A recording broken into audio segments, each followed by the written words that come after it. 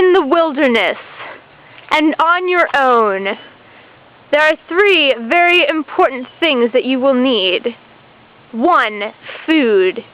2, water. 3, shelter. We are here today to teach you how to do the first of these, food.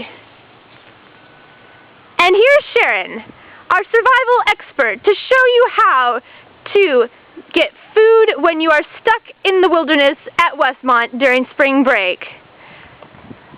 We have consulted our handy-dandy survival handbook and discovered that one option when at Westmont is spearfishing. See, there's even a lake.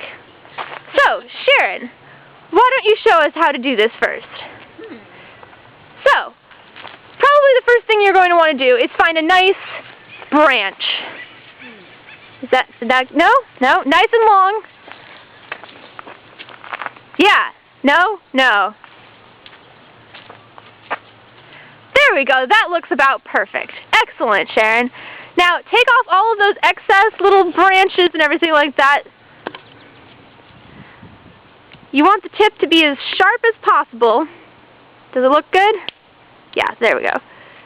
Alright, now take your branch over to where the fish are. That's right, be careful because the fish can sense the vibrations that you make with your feet, and so they can feel you coming. Now this technique may take a little patience, but I will guarantee you that it is well worth your while. Let's see, can we see any fish, Sharon? Oh, wow, being a bit aggressive there, aren't we? Nothing. But that's all right. Hold on, let's see if we can find a fish before we just start poking in the water. I don't see any. Maybe on the other side.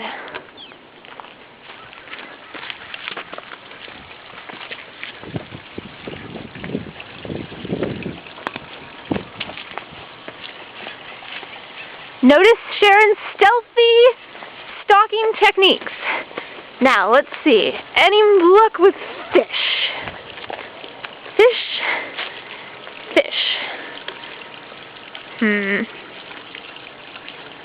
We know that there are fish in this pond.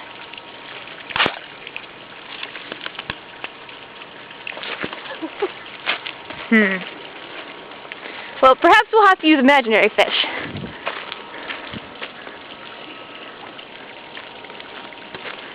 There's a water skipper. I don't know how good those are for eating, but...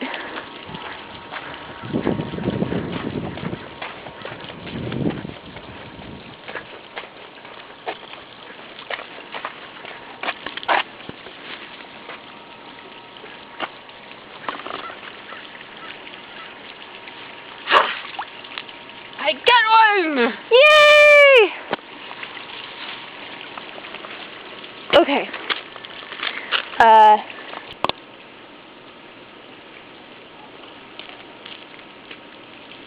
There we go. Approach the pond, making as little noise as possible.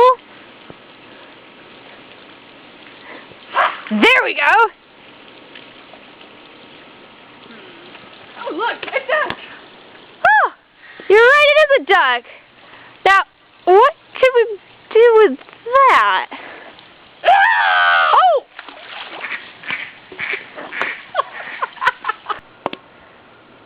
Sharon, we know that you haven't had water in a few days. You must be absolutely parched. And when you're surviving in the wilderness, it's extremely important that you are able to find water, because as we all know, you can live a week without food, but only a few days without water.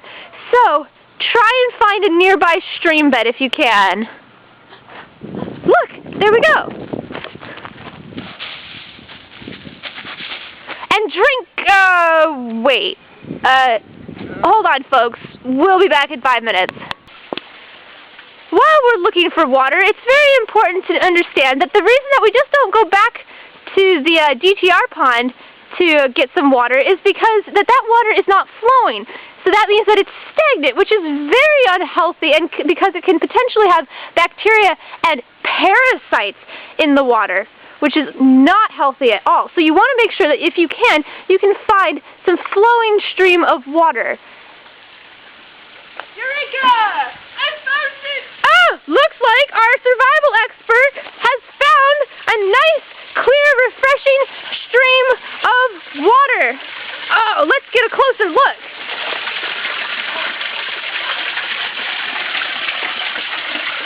That does look delicious, doesn't it?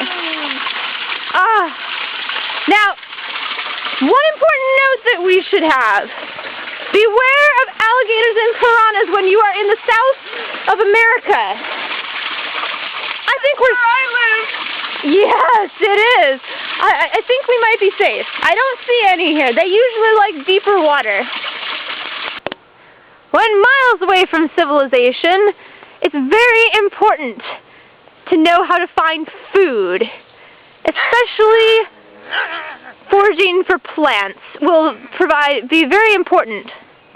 Oh, hello, Sharon. Hello. What are you doing? Foraging. Oh, can you show us how? Yes, but of course. Okay, so how do we know if a plant's edible or not? Plants with a point disappoint. Okay, so we don't want to eat those. Look delicious to me. Plants that are round are very sound. Nice! Oh, look, some natives.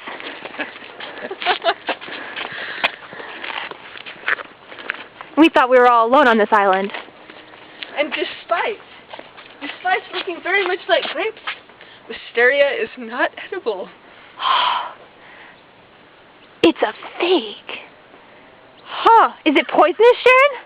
Yes. Better stay away from that wisteria, folks. Okay, let's keep going. Let's keep looking. I'm sure we can find something to eat here. I'm getting hungry. How about you? Ooh, rosemary. Oh, for remembrance. It's very good for chicken and other fowl dishes. It's duck. Oh, yeah, duck. Okay, what are these? These are kumquats. Although, there's no fruit. But are they edible? Not the leaves.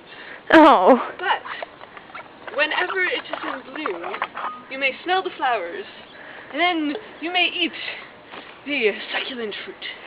In the case of a sudden downpour, head for shelter as soon as possible.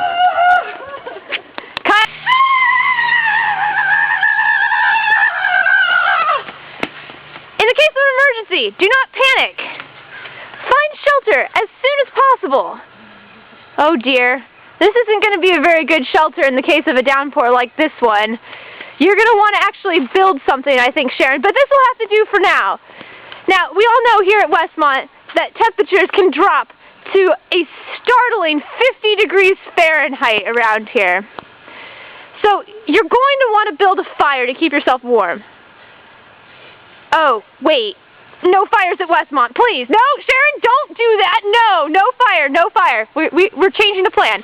Fire is underestimated. You'll just have to freeze to death. We don't do fire. No fire. So, what I would advise, since night is falling, temperatures are dropping, is that we're going to have to build ourselves a nice little fort to get away from the harsh climates around here in Santa Barbara. Do you remember that duck that we saw earlier? Well, look at it now. Doesn't that look delicious? See what you can do with very little supplies. And to top it all off, we've got a nice sprig of that fresh rosemary that we saw. Delicious. That's going to make a wonderful dinner there, Sharon. Oh, look. And it's your faceless narrator.